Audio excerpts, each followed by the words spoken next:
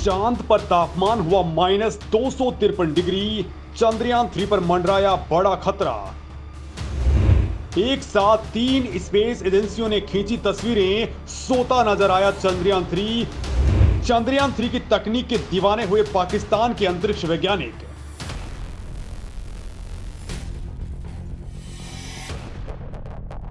दोस्तों, चांद के दक्षिण ध्रुव पर स्थित शिव शक्ति पॉइंट की सतह पर सो रहे भारत के चंद्रयान 3 के विक्रम लैंडर की एक तगड़ी तस्वीर और सामने आई है। और बड़ी बात यह है कि यह तस्वीर करोड़ों भारतीयों को गर्व करने पर मजबूर कर देगी, क्योंकि दोस्तों इस तस्वीर के आने के बाद से दुनिया जान गई है कि भारत की तकनीक कितनी ज्यादा एडवांस है। और दोस्तों इसी दौरान पता चला है कि तापमान अब -253 डिग्री तक जा चुका है। लेकिन क्या इतने तापमान के बाद अब चंद्रयान 3 बच पाएगा?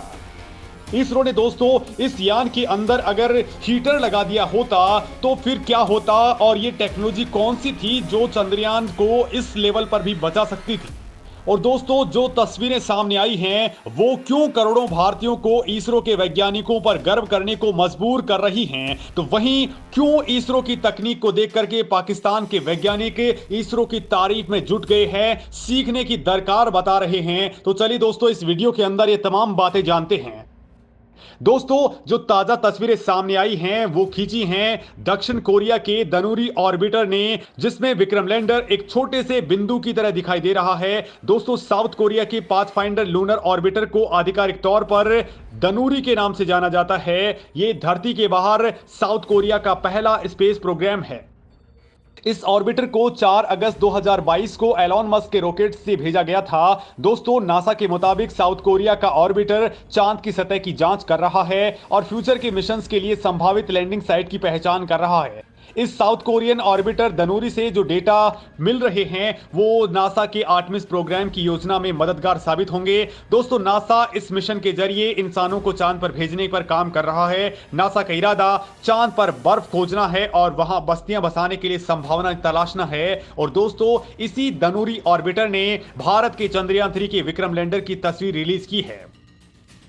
दोस्तों भारत का चंद्रयान 3 जिस जगह पर लैंड हुआ है वो है शिव शक्ति पॉइंट, और दोस्तों ये साउथ पोल से करीब 600 किलोमीटर की डिस्टेंस पर है। दनूरी ने जो पिक्चर ली हैं वो 250 सेंटीमीटर प्रति पिक्सल की रेजोल्यूशन की हैं। इसी जगह पर दोस्तों चंद्रयान 3 का विक्रम लैंडर दुनिया भर के लिए अट्रैक्शन का पॉइंट बना हुआ है। लिहाजा अमेरिका के नासा के लूनर रिकॉन्सेंस ऑर्बिटर यानी एलआरओ ने भी इसकी फोटो रिलीज की हैं। एलआरओ की तस्वीरें दोस्तों 50 सेंटीमीटर प्रति पिक्सल की रेजोल्यूशन की हैं, जबकि चंद्रयान 2 के ऑर्बिटर ने भी दोस्तों इसकी तस्वीरें ली हैं और वो हैं 32 सेंटीमीटर प्रति पिक्सल रेजोल्यूशन की। अब दोस्तों आप खुद अंदाजा लगा लीजिए कि भारत ने जो तस्वीरें रिलीज की हैं वो साउथ कोरिया और नासा से बहुत ज्यादा पिक्सल की हैं। मतलब दोस्तों इन तस्वीरों को देख करके आप खुद अंदाजा लगा सकते हैं कि हमारा ऑर्बिटर किस लेवल का है और किस गहराई के साथ में वो काम कर रहा है। दोस्तों ये तीनों ही स्पेसक्राफ्ट स्पेस के अंदर अलग अलग समय पर लॉन्च किए गए थे, यानी कि इन तीनों के अंदर अपने अपने टाइम की टेक्नोलॉजी और कैमरे लगे हुए हैं और इनकी तस्वीरों की स्टडी से कई सारी बातें पता चली हैं।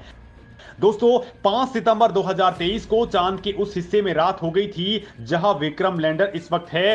अंधेरे में दोस्तों चंद्रयान 3 का विक्रम लैंडर कैसा दिखता है ये पता करने के लिए भारत ने चंद्रयान 2 के ऑर्बिटर को वहां से गुजारा और इस ऑर्बिटर में लगे खास कैमरों ने रात के वक्त में चंद्रयान 3 के लैंडर की तस्वीरें ली हैं। दोस्तों 6 सितंबर को ली गई इन तस्वीरों में चांद की सतह नीले, हरे और गहरे काले रंग की दिखाई दे रही है। इन्हीं के बीच में एक पीले गोले के रूप में एक पिक्चर दिख रही है और पीले रोशनी के साथ जो पिक्चर दिख रही है वो है हमारा विक्रम लैंडर।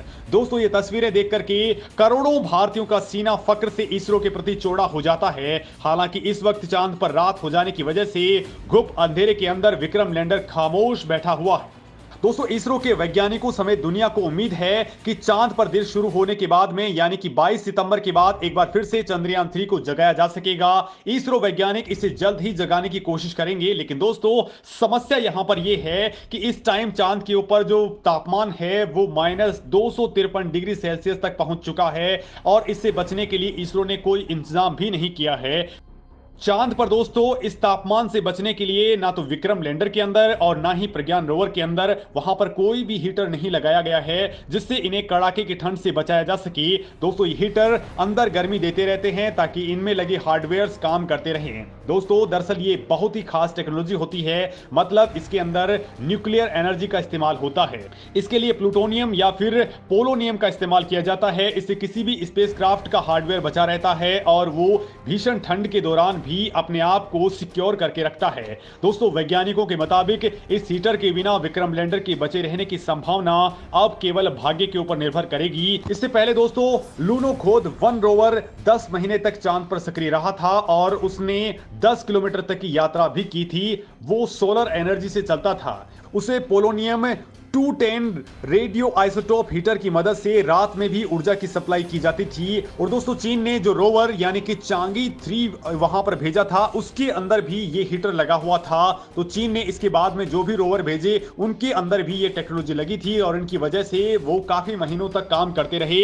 वहीं दोस्तों रूस ने भी जो लूना 25 यान भेजा था उसके अंदर भी ये खास टेक्नोलॉजी लगी हुई थी। हालांकि दोस्तों इसरो ने इसको लेकर के ऐसी कोई प्लानिंग पहले से नहीं की है, लेकिन अच्छी बात यह है कि चंद्रयान 3 ने न केवल अपने टास्क कंप्लीट कर लिए हैं बल्कि जरूरत से ज्यादा अपने टारगेट्स को कंप्लीट किया है। और दूसरी बात यह है कि सोने से पहले चंद्रयान 3 के रोवर प्रज्ञान और लैंडर विक्रम की बैटरीज को पूरी तरह से चार्ज करके रख दिया गया था। इन दोनों के ही दोस्तों सिग्नल्स रिसीवर को ऑन किया हुआ है। हालांकि तापमान गिरने के कारण बैटरी खर्च हो सकती है। इसरो के वैज्ञानिक अरुण सिन्हा ने भी इस मामले में कहा है कि ऐसी बहुत कम संभावना है कि प्रज्ञान रोवर की बैटरी बची रहेगी और ये अगले 14 दिनों तक काम भी कर पाएगा।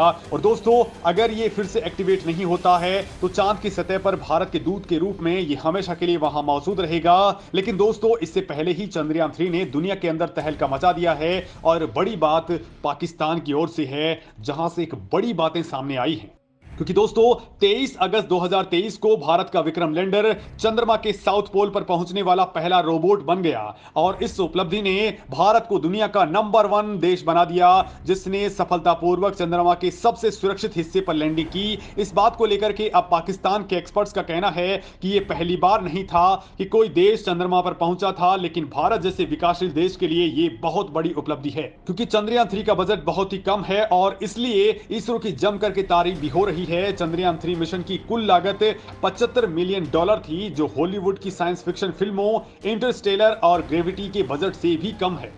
दोस्तों एक्सपर्ट्स का कहना है कि दक्षिण एशियाई देशों में काम करना अमेरिका या फिर यूरोपियन यूनियन की तुलना में बहुत ही सस्ता है। वहां बहुत बड़ी टीमें हैं, बहुत सारे खर्चे हैं जिन्हें इसरो ने पूरी तरह से टाल दिया।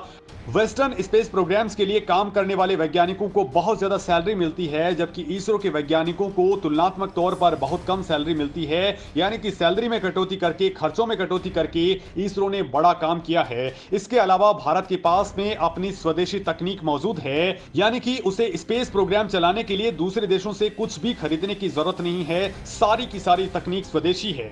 मंगल ग्रह पर भी इसरो का मिशन पश्चिमी देशों की तुलना में काफी सस्ता था और उसने भी तगड़ा धमाल मचाया था। दोस्तों पाकिस्तान के साइंस मिनिस्टर रहे अताउर रहमान ने इस मामले में कहा है कि चंद्रयान 3 और इसकी तकनीक के दम पर अब भारत एक प्रमुख अंतरिक्ष शक्ति के तौर पर अमेरिका, चीन और रूस समेत इन देशों की लिस्ट में आ गया है। उन्होंने इसरो के लिए यह बड़ी सफलता करार दिया है। उनका कहना है कि इस सफलता से भारत के युवा अंतरिक्ष वैज्ञानिकों को बड़ी प्रेरणा मिलती है। उनका कहना यह भी है कि पाकिस्तान को भी भारत से बहुत कुछ सीखना चाहिए। तो वहीं पाकिस्तान के खगोल शास्त्री और स्पेस साइंटिस्ट शाहिर नियाजी ने भारत के स्पेस प्रोग्राम को देख करके कहा है कि दुख की बात है कि जब पाकिस्तान की इकोनॉमी ठीक थी तो उस समय भी देश में स्पेस प्रोग्राम को लेकर के कोई सम्मान नहीं दिया गया और अब पाकिस्तान के पास स्पेस प्रोग्राम बचा ही नहीं है। उन्होंने कहा कि पाकिस्तान की सभी मौजूदा सैटेलाइट टेक्नोलॉजी पाकिस्तान ने अपने सहयोगी देशों से उधार पर ली है और पाकिस्तान के पास अभी तक अपनी स्पेस उपग्रह तकनीक मौजूद तक नहीं है। यानी दोस्तों जहां एक और भारत तकनीक पर आगे बढ़ रहा है तो पाकिस्तान में रोना रोया जा रहा है।